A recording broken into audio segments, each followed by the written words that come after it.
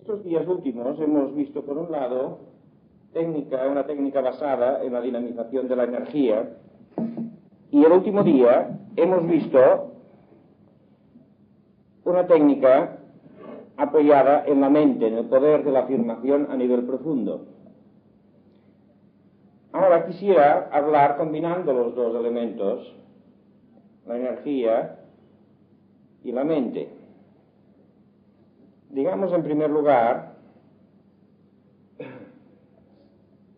que un gran problema que existe en todos nosotros y que está en la raíz de las preocupaciones y de los estados negativos es ese fenómeno que llamamos identificación. ¿Qué quiere decir identificación? Quiere decir que nosotros en un momento dado vivimos una situación con tal realidad que absorbe toda nuestra capacidad de atención y de valoración. Es decir, vivimos aquella situación confundiendo nuestra propia identidad con lo que está ocurriendo en aquella situación. Me confundo con la idea de ofensa o fracaso, con el sentimiento de hostilidad o el estado de depresión. Yo me confundo con ello, yo creo ser aquello. Y esto lo mismo ocurre en las cosas negativas que en las cosas positivas. Es preciso que luego pase tiempo para que yo me dé cuenta que yo sigo siendo yo y que aquello ha pasado y que yo no era aquello. Pero lo curioso es que de nuevo volvemos a caer en una nueva identificación. Y así vamos pasando el tiempo y las experiencias, pasando de identificación en identificación. Hay identificaciones placenteras, cuando yo hago algo, vivo algo positivo, me identifico con lo que me hacen o con lo que hago, y entonces me siento feliz, o me identifico con situaciones negativas y entonces me siento desgraciado, me siento disminuido, me siento hundido. Y siempre el fenómeno es el mismo. El confundir mi propia realidad, mi identidad, con lo que en aquel momento se está experimentando. O sea que yo no conservo mi identidad aparte de lo que ocurre. Yo no soy un sujeto que vive su propia realidad aparte de lo accidental, de lo que está pasando en un momento dado. En cada momento vivo la situación como si yo fuera todo yo, aquello que siento.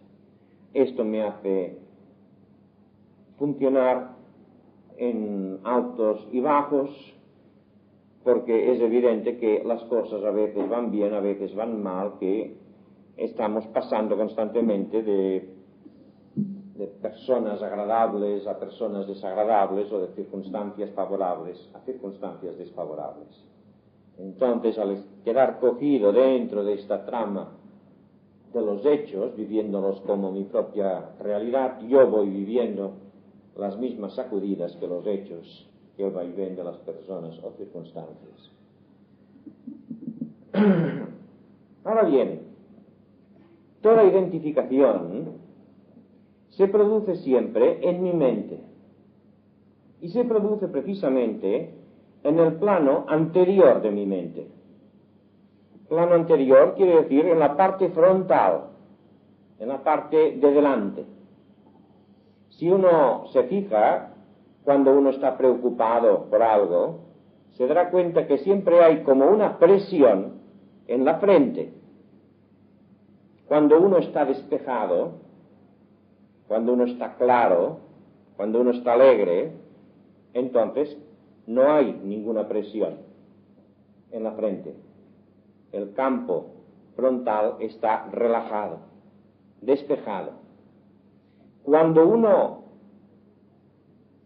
evoca los momentos que tiene de euforia, de estar en forma espontáneamente, que vienen, que a veces uno se encuentra con ellos, uno se da cuenta que es como si estuviera viviendo desde más atrás y con la mente, el pecho, el cuerpo abierto. Es como si su centro, el centro donde se apoya, donde vive normalmente, se trasladara hacia atrás. Y este es un dato muy importante y muy práctico. Y es que, en efecto, si nosotros aprendemos a situarnos en la parte posterior de nuestra mente, de nuestra afectividad e incluso de nuestra sensación del cuerpo, entonces nos trasladamos a un plano que se viven más las energías puras y menos las formas concretas. Si uno se mantiene en este plano posterior, entonces no se puede producir la identificación. Allí es donde la persona puede vivir más su propia realidad con independencia de las cosas que están ocurriendo. Con independencia quiero decir sin dependencia, sin depender, sin identificarse, manejando las cosas, pero sin quedar prendido dentro de las cosas, dentro de las situaciones. Por lo tanto, hay que descubrir este eje posterior que va de arriba abajo y que en líneas generales corresponde al eje de nuestra columna vertebral. Ya desde un punto de vista neurológico, nuestro cuerpo funciona en lo que se refiere a la actividad voluntaria por el sistema nervioso central que parte de la columna vertebral. O sea que realmente todo movimiento voluntario se hace a partir de la columna vertebral, pero nosotros no nos damos cuenta. Alrededor de la columna vertebral no solamente está el sistema nervioso central, la médula de la que parten los nervios, sino que también están los ganglios del sistema nervioso simpático. Así pues, hay un eje en el que se está produciendo constantemente el impulso al movimiento, al sentimiento, a la elaboración,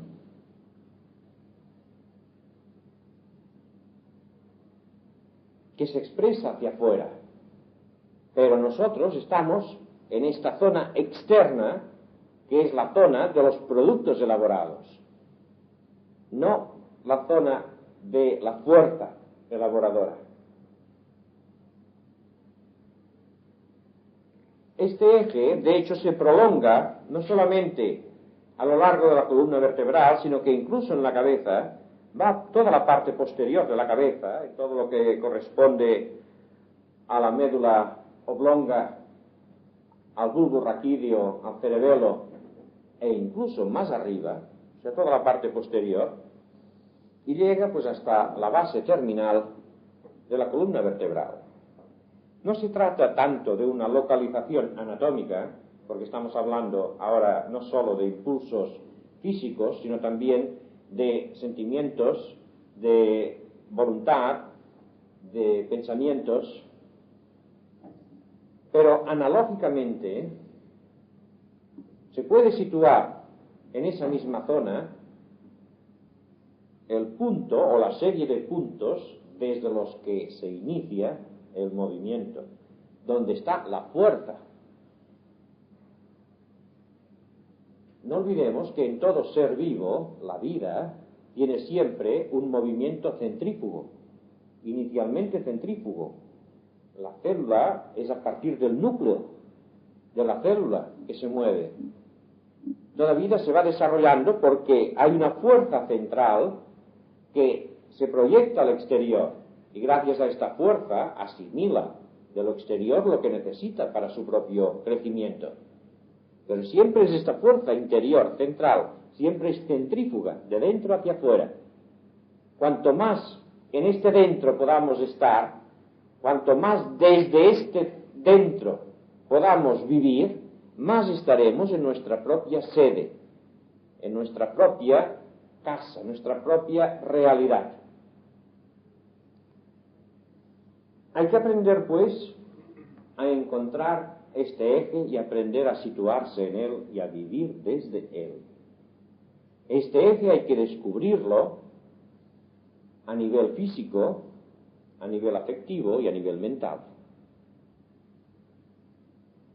Más adelante, cuando hablemos de la parte superior de la personalidad, en la segunda parte de este ciclo, ya veremos que también hay una parte superior que va más allá en lo que llamamos las zonas de la vida espiritual. Pero ahora nos limitamos a lo que hemos estudiado desde el comienzo, a la persona en su vida normal. Cuerpo, vitalidad, afectividad, mente. ¿Cómo conseguir descubrir este eje, o mejor dicho, el punto en este eje de donde surge nuestra actividad física y el punto de donde surge la actividad afectiva y el punto de donde surge nuestra actividad mental? No es que sea exactamente así.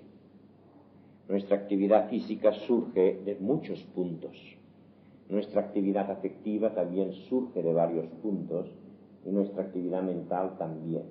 Pero toda ella tiende a situarse en esta parte posterior. Para descubrir este punto central en el eje,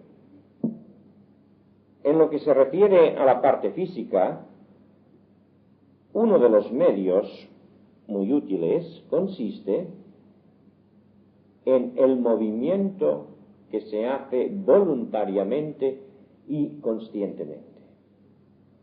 Si yo me detengo en hacer un movimiento o una serie de movimientos, pero muy lentos, y controlando el modo de hacer los movimientos, controlando el proceso por el cual yo estoy poniendo en marcha mis músculos y mi cuerpo, yo descubriré que todo este movimiento se va centrando más y más en la columna vertebral, y que es desde la columna vertebral donde se inician los movimientos, el impulso de los movimientos y la voluntad de los movimientos y la sensación de los movimientos.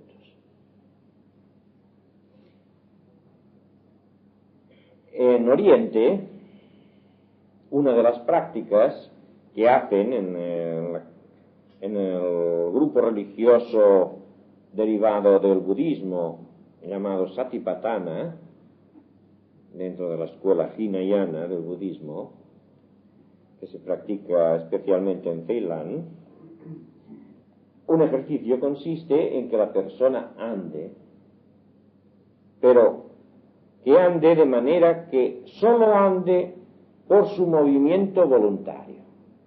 O sea, que esté dándose cuenta y queriendo cada movimiento que está haciendo al andar. No hay que decir que esto obliga a andar muy, muy despacio, porque en todo momento yo he de estar presente en el querer y en el hacer del movimiento.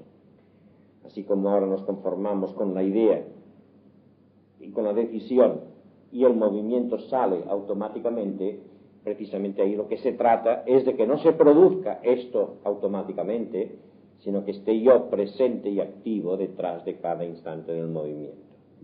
Y en este mismo ejercicio conduce, cuando uno lo hace con esta intencionalidad de la que hablamos ahora, a esta toma de conciencia del punto desde donde uno controla y dirige el movimiento.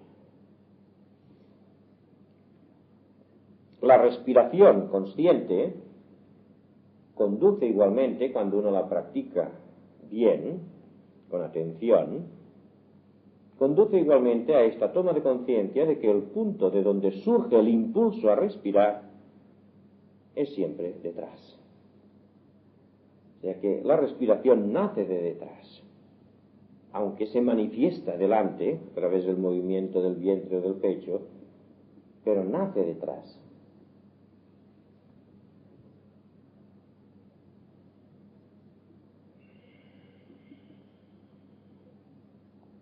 En el aspecto afectivo, hay también los modos de llegar a esa zona o punto central. Algunos de estos modos ya los hablaremos también en la parte superior, más adelante, o dentro de muy pocos días, cuando hablemos de las técnicas de expresión con estímulo musical, en el que la parte afectiva está especialmente ejercitada. Pero también ya podemos decir ahora que si yo cultivo la actitud positiva afectiva, es decir, si yo me dedico a cultivar el querer activamente a las personas, no el esperar que las personas despierten en mí afecto, sino si yo cultivo por mi voluntad el acto de querer, el acto de tener cordialidad y afecto, iré descubriendo que esta afectividad positiva, voluntaria, está también surgiendo desde más adentro.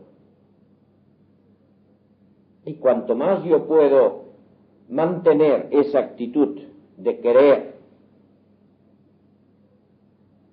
y cuanto más puedo ensanchar el campo, la persona, el número de personas, las circunstancias, la amplitud al que se dirige mi afectividad, más iré descubriendo también esa dimensión en profundidad.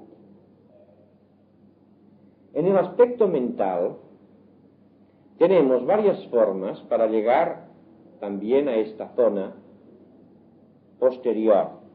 Y en el aspecto mental es muy importante porque ya sabemos que es en el aspecto mental donde tenemos todas las preocupaciones, todas las ideas que llegan a adquirir a veces un carácter obsesivo y que no podemos quitarnos de la cabeza. Aprender a cultivar la toma de conciencia de este eje es aprender precisamente a salirse de las ideas que uno quiere cuando quiere.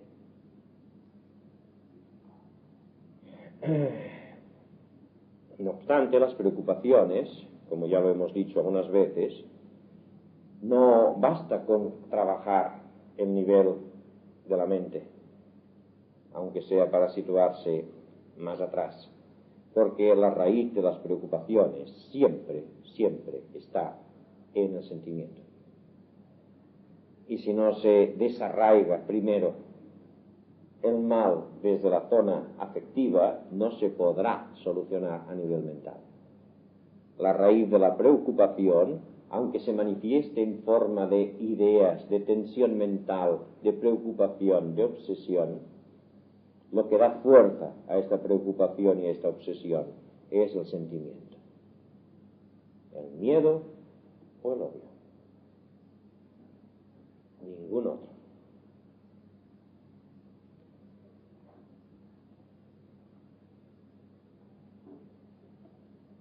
Cuando el problema hay que manejarlo solo a nivel mental, cuando queda solo el nivel mental para ser manejado, entonces podemos hacer varias cosas para descubrir este punto posterior.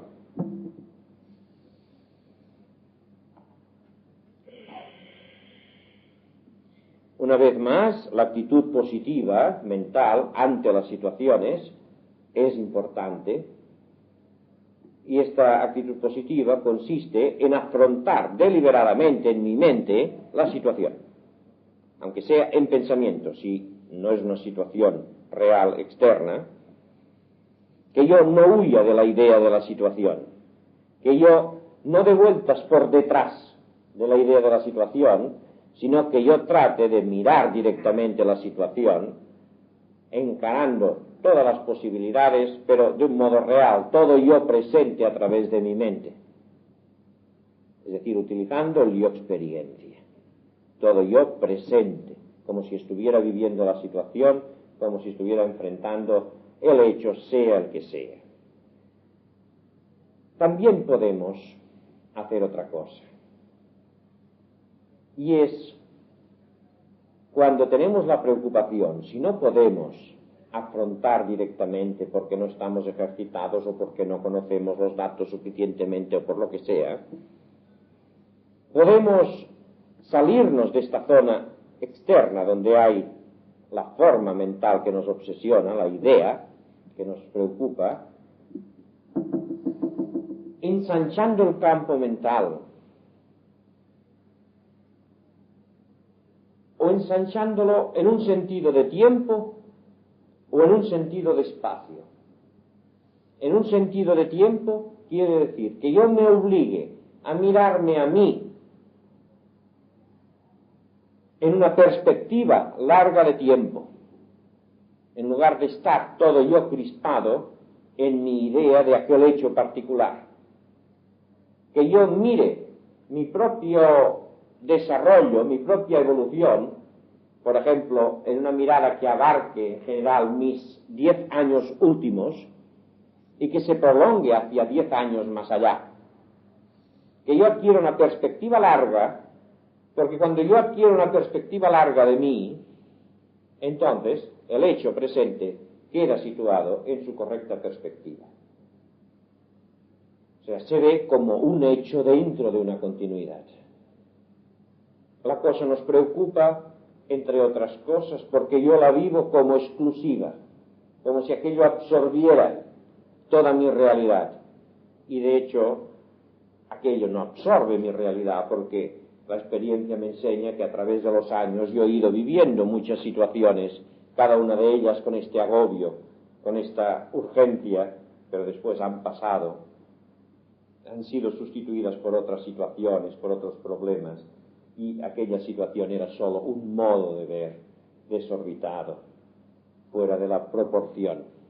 Por lo tanto, un modo de proporcionar, de centrar la cosa en su perspectiva más correcta, es que yo me vea a mí mismo en una continuidad temporal larga, por detrás y por delante, y que dentro de esta perspectiva trate de situarme a mí ante el problema presente. Cuanto más real sea esta perspectiva que yo logre trazar de mí, del pasado respecto al futuro, que yo he hecho muchas cosas, he vivido muchas situaciones, he afrontado problemas, he vivido situaciones agradables, los problemas que parecían insuperables se han superado de un modo u otro o han dado nacimiento a otros caminos.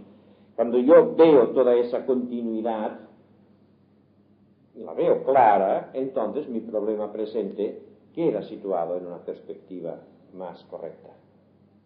Otra forma es que yo trate de ver mi problema, pero en relación con todo lo demás presente, o sea, en espacio.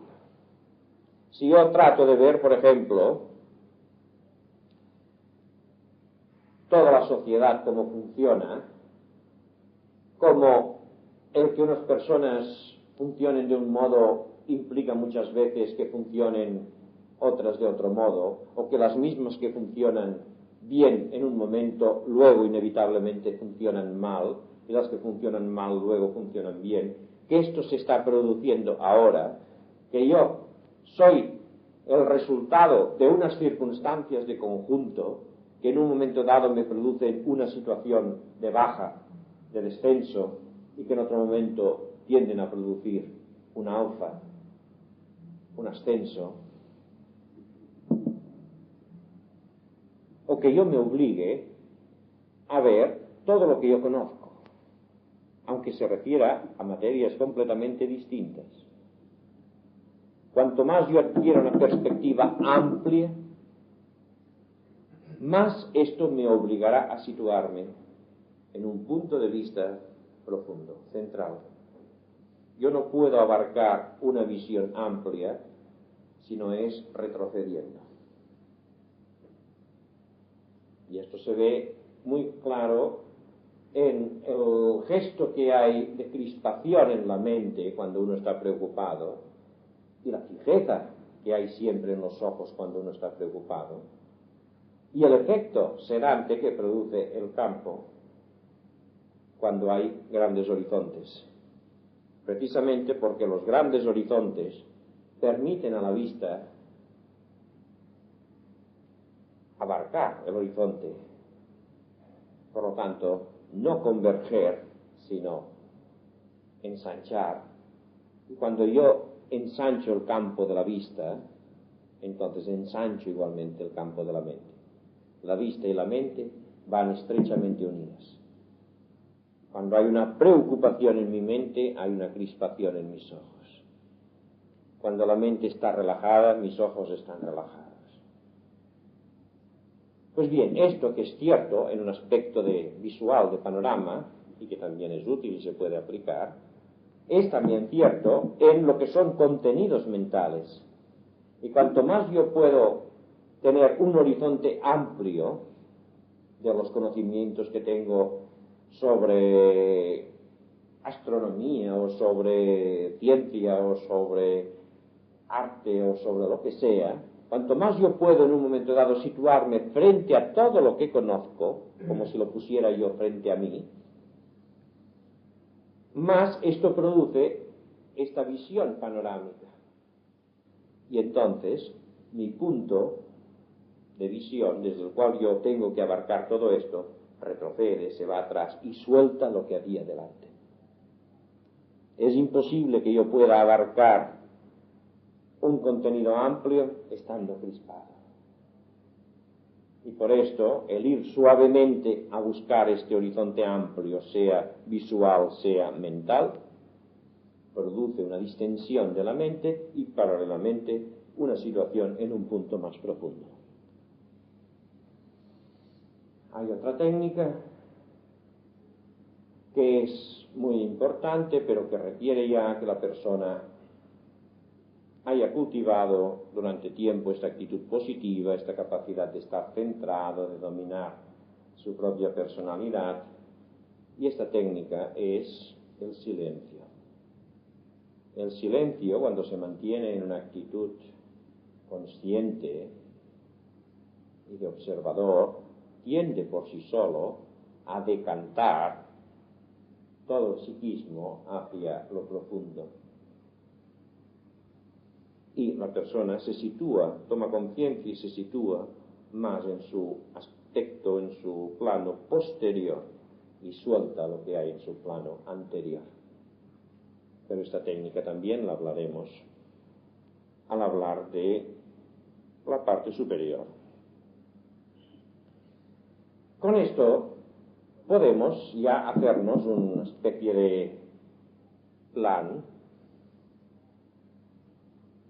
para cultivar de un modo sistemático esta conciencia del eje profundo,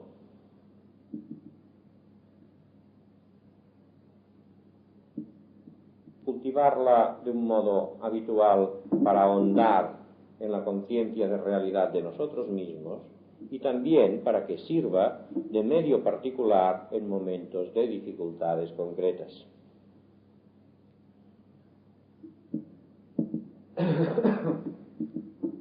Entonces, resumiendo todo esto, podríamos decir, la persona ha de empezar la práctica de este ejercitamiento primero mediante una pequeña sesión, que puede ser muy breve, puede ser de 3 a 5 minutos, de movimientos conscientes y voluntarios. Dentro de ese espíritu del que hablábamos al principio, hacer el ejercicio para sentir cómo se produce en mí el ejercicio. Hacer el ejercicio para descubrir que todo yo me muevo a partir de un eje que es la columna vertebral. Y en este espíritu debiera hacerse el yoga. Después de estos breves momentos de ejercicio físico, que yo indico como primeros porque es el medio más realista, más concreto que tenemos para tomar una conciencia de nosotros distinta del nivel de preocupación que podamos vivir, y el nivel de identificación en que estemos metidos, después de este ejercicio concreto en el que se han de mover los brazos, se ha de mover la columna vertebral para permitir precisamente sentir cómo todo parte de este eje, piernas, brazos, cabeza, todo parte del mismo sitio. Entonces, hacer unos instantes de respiración. Claro, la respiración se hace siempre, pero quiero decir, pasar a prestar atención a la respiración. Que se puede hacer una respiración completa, un tipo de respiración completa durante 2 o 3 minutos, o se puede hacer una respiración abdominal si uno está excitado durante 2 o 3 minutos, o se puede hacer la respiración que salga de un modo natural, sin obligar ningún ritmo. Lo importante es que yo me dé cuenta que se está produciendo en mí la respiración y que trate más y más de darme cuenta cómo esta respiración se está originando por detrás. Es de detrás que se mueve la palanca que produce el movimiento delante. Detrás está el punto de apoyo. Detrás está el punto de origen del impulso. Yo he de llegar a descubrir, con paciencia, sin prisas, pero sí con atención tranquila y despierta, cómo todo se está produciendo desde un poco más atrás, disfrutando del gusto de respirar, pero al mismo tiempo viendo que incluso este gusto de respirar también me está viniendo desde atrás.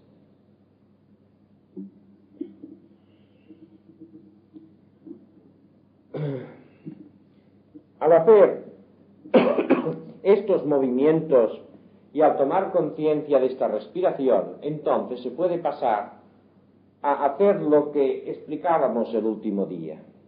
Yo estoy movilizando mi cuerpo, estoy movilizando mi energía vital. Pues bien, aprovechar este ejercitamiento, este ejercicio que está haciendo, para poder decir con plena conciencia, yo soy energía. Porque entonces está uno expresando energía. Y la respiración, aunque no sea una energía ni debe serlo fuerte, pero es una expresión constante de energía que está durando las 24 horas del día. Es quizá la energía más regular que existe en nuestra vida, la respiración con el movimiento cardíaco correspondiente. Es una cantidad fabulosa de energía que se está expresando. Pues bien, yo tomo conciencia de mi energía motora y de mi energía respiratoria, tomar conciencia simplemente, y entonces poder afirmar, yo soy energía. Pero aquí es conveniente pasar de la energía que uno siente, yo soy energía, a la energía que yo soy. Recordemos que aclarábamos ayer, llamábamos la atención sobre la necesidad de pasar de lo que yo tengo a lo que yo soy, de lo que yo siento a lo que yo soy, de lo que yo pienso, quiero o vivo a lo que yo soy. Yo soy intrínsecamente energía, inteligencia, amor. Yo lo soy siempre. Ahora, esto que soy a veces se expresa o no se expresa, o se expresa más o se expresa menos. Pero no es lo mismo. Aunque yo no exprese, aunque en mí no se manifieste en un momento dado gran energía o gran afectividad o gran inteligencia o gran lo que sea, yo sigo siendo lo mismo y en cualquier momento puede movilizarse esta capacidad, porque está dentro, lo soy. Por esto no hay que confundir lo que yo siento en un momento dado, lo que vivo, lo que se está manifestando en mí, de lo que yo soy intrínsecamente en mi origen, en mi base, en mi intimidad profunda. Y es esta identidad profunda la que hemos de llegar a afirmar y a descubrir. aunque nos apoyemos, como en esto que estoy diciendo, de lo que siento. Al hacer yo el movimiento y la respiración, siento energía. Tomo conciencia de esta energía que siento.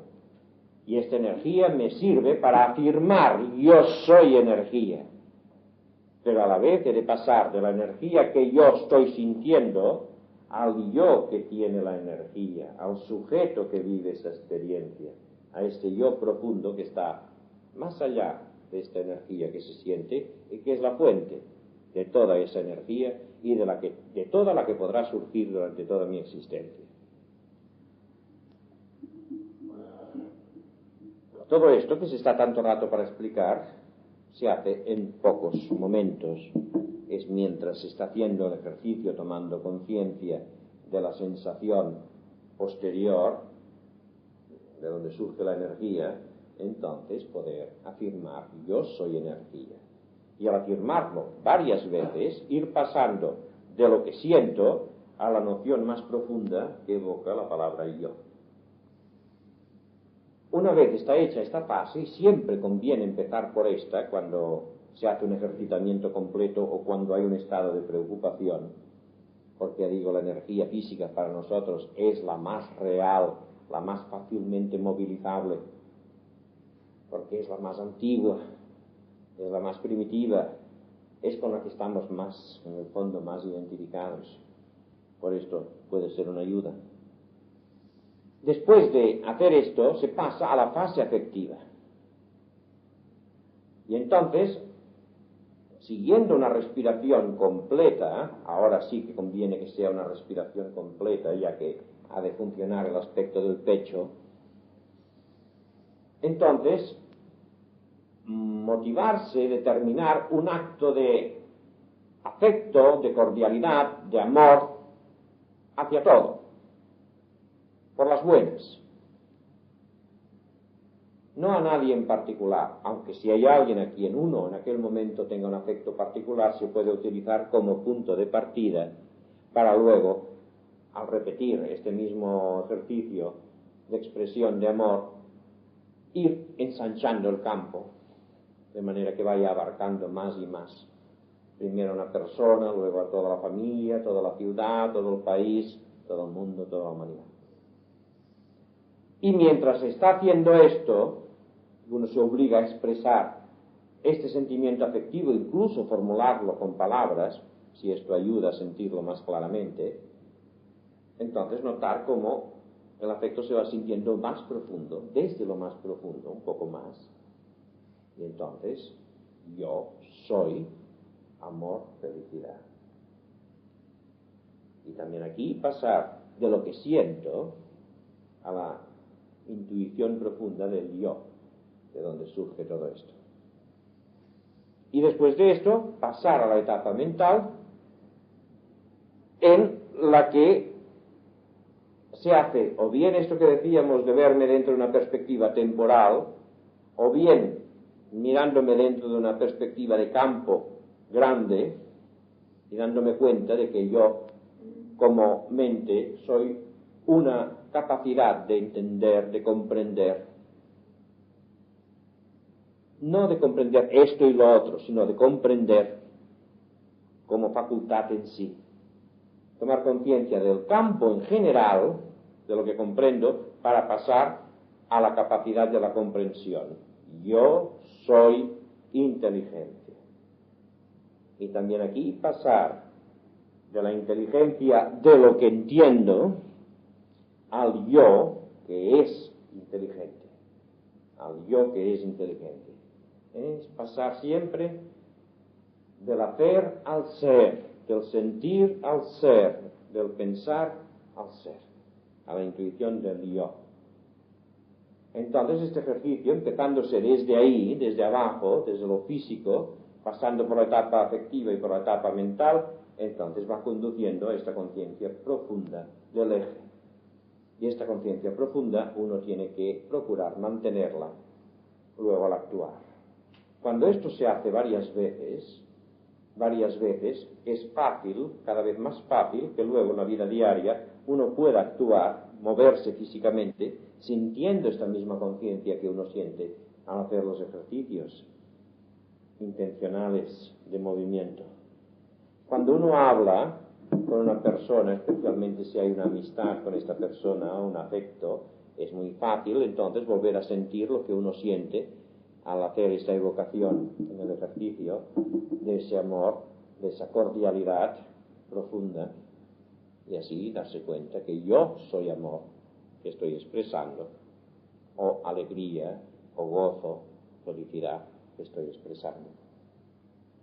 Y en la actitud mental igual. Cuanto más uno toma conciencia de la capacidad de comprensión y del yo, que es inteligencia, comprensión, más yo permanezco como un espectador detrás de las operaciones mentales, detrás de los fenómenos, detrás de los problemas que he de estar manejando y que manejo. Yo no he de perder nunca esta posición de atrás desde donde yo he de manejar todo lo de delante. Detrás es donde está el conductor y desde allí ha de manejar los mandos y ha de desenvolverse en el mundo exterior, en las circunstancias concretas, de un modo hábil, inteligente, decidido, etc. Pero sin perder nunca su posición. En cuanto dejamos de estar en este eje y nos pasamos a la zona frontal, ya estamos perdidos porque cualquier cosa nos absorberá. Y entonces iremos de un lado a otro como pequeños monigotes. Yo soy yo, y este yo es siempre idéntico a sí mismo y no ha de perder nunca esa identidad. No me he de dejar absorber nunca por ninguna situación, por ningún hecho. Y eso lo he de cultivar a todo trance. Y solo esto me dará independencia interior, me dará libertad y me dará verdadera eficacia en el manejo de toda clase de situaciones. Eso es todo por hoy.